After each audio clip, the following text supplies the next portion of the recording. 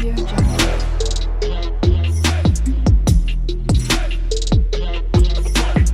Audio Jungle. दोस्तों, आज किसी भी इंसान की सबसे पहली जरूरी चीज क्या है, या फिर उसके सबसे बड़ी भूख क्या है, या फिर ऐसे ही सोच सकते हैं कि इंसान को इस दुनिया में सबसे ज्यादा से ज्यादा क्या चाहिए। हम बोलते हैं रोटी, कपड़ा और मकान। और क्या चाहिए? सही बात है, रोटी, कपड़ा और मकान हमारी प्री रिक्विजिट कंडीशन है। और इसीलिए तो गुजराती में कहते हैं ना, पेट करावे वेट। यानी ये पेट की वजह से ही तो इंसान पढ़ाई करता है, धंधा करता है, नौकरी करता है या भागा दौड़ी जो भी करता है, इस पेट की वजह से करता है।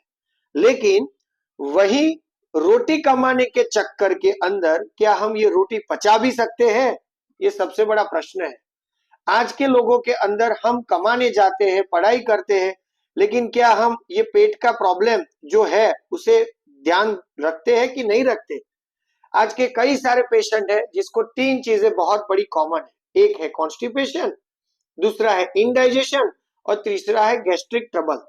और ये तीन चीजों के अंदर ऐसा फंसा हुआ इंसान है कि जिसकी वजह से, जिसके लिए जो आनंद लेने के लिए वो खाना चाहता है, मजे लेने चाहता है, वो कर भी नहीं सकता।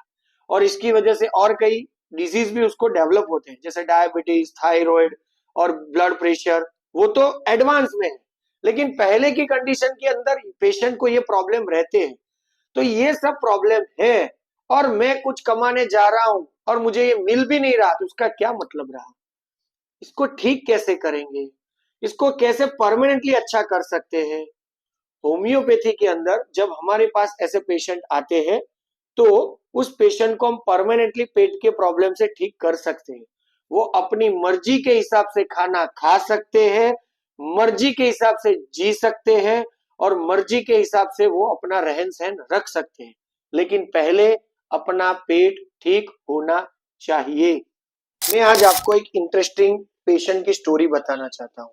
मेरे पास एक 65 से 70 साल के आसपास के एक बुजुर्ग इंसान आए थे दवाई लेने के लिए। 4-5 साल पहले की बात है। जब आए तब पूरा थैला भर के दवाई उनके साथ जो चल रही थी वो लेके आए। कई कई तरह की अलग अलग दवाई, फाकी और सब कुछ चल रहा था। उसका मेन प्रॉब्लम था कॉन्स्टिपेशन। वो करीब करीब 30 साल से कॉन्स्टिपेशन की वजह से परेशान थे। उनकी हाइट बॉडी भी बहुत ज्यादा नहीं थी, थोड़े से पतले सरखे थे। खाना भी ठीक ठाक खा रहे थे, ऐसा भी नहीं है कि कुछ खाने का वो जैसे तैसे खा रहे थे, परहेज भी रख रहे थे। लेकिन जब उन्हें दवाई चालू की, तो वो दवाई की परहेज की वजह से वो पूरे साल भर में 3 ही साग खाते थे, 3 ही सब्जियां खाते थे।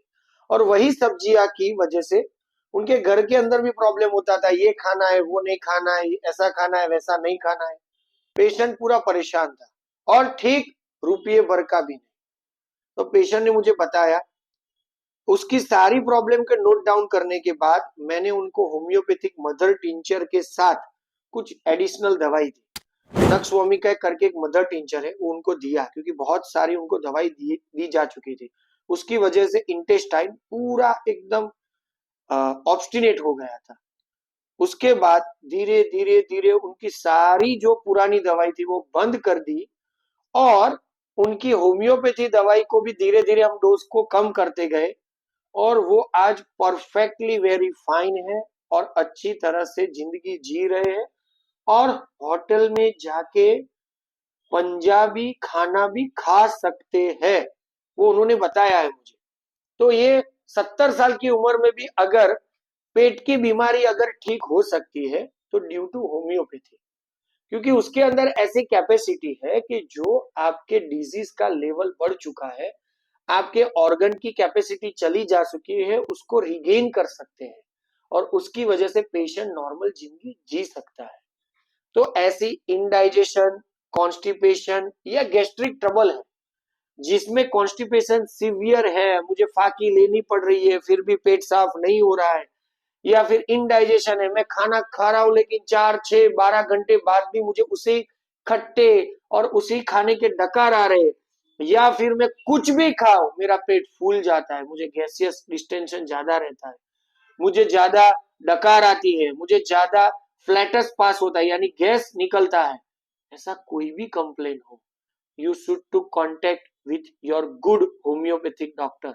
आपको एक होम्योपैथिक डॉक्टर की जरूरत है, वो आपको अच्छी तरह ठीक कर पाएंगे और पेट की बीमारी को ठीक करके ही रह सकते हैं। तो आपको आगे भी ऐसे आईबीएस के बारे में क्या कुछ पता है और आईबीएस के बारे में अगर कुछ जानना है तो मुझे ऐसे ही फॉलो कीजिए, सब्सक्राइब कीजिए और कमेंट कीजिए। तो आगे के वीडियो में आईबीएस के मेरे जो इनक्योरेबल डिजीज है उसके मैं वीडियोस बनाते रहूंगा। Thank you.